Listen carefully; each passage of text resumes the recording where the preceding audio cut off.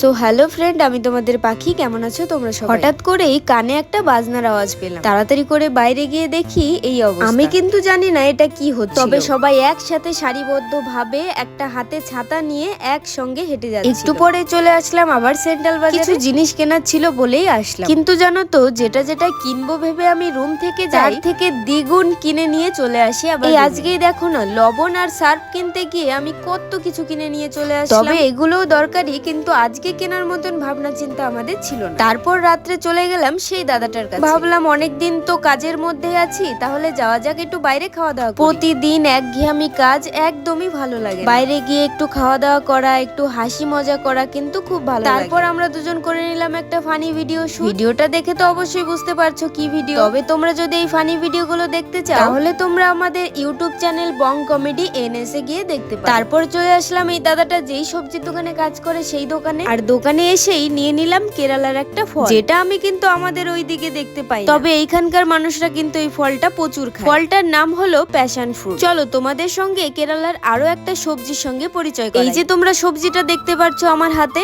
এই সবজিটা দেখে কি তোমরা চিনতে পারছো? এই সবজিটাকে মালায়ালামে বলে কুরকা। আর এই আমার হাতে যে প্যাকেটটা দেখতে পাচ্ছ, এটাও কিন্তু সেই সেমই সবজি। এটা খোসা ছাড়িয়ে জলের মধ্যে ভিজিয়ে রেখেছে, যাতে করে খুব শর্টকাটে রান্না করা যায়। তবে এই সবজিগুলো দেখতে আমাদের ওইখানকার গাছ আলুর মতো, কিন্তু গাছ আলু। জানো তো, আমি একদিন এই সবজিটা এনে রান্না করেছিলাম। আমি তো ভুল করে এই সবজিটাকে গাঠি কচু ভেবেই এনেছিলাম। এনে রান্না করে দেখি এটা তো গাঠি কচু নয়, এবং এটা থেকে কেমন যেন একটা মাটি মাটি সেন্ট করছে। তারপর থেকে আমি আর ওই সবজিটা খাই। আর এই ভিডিওটা দেখতে পাচ্ছ, এটা হচ্ছে তার পরের দিনের ভিডিও। তোমাদের তো বললামই আমি একটা ফল নিয়ে এসেছি যার নাম প্যাশন। এই ফলটা খেতে না একটু টক টক, তাই আমি এই ফলটাকে খুব সুন্দর করে নুন আর লঙ্কার গুঁড়ো দিয়ে সুন্দর করে মেখে নিই। তবে আমি এই মাখাটা ইউটিউব দেখেই চেষ্টা করেছি, খেতে কিন্তু বেশ ভালো ছিল। আমি তো খেয়ে এই ফলটার প্রেমে পড়ে গেলাম। তোমরা কে কে এই ফল খেয়েছো অবশ্যই কমেন্টে জানিও। আমি কিন্তু প্রথমবার খাচ্ছি। তাহলে আজকের মতো ভিডিওটা এই পর্যন্তই। দেখা হবে নেক্সট ভিডিওতে। ভালো থেকো।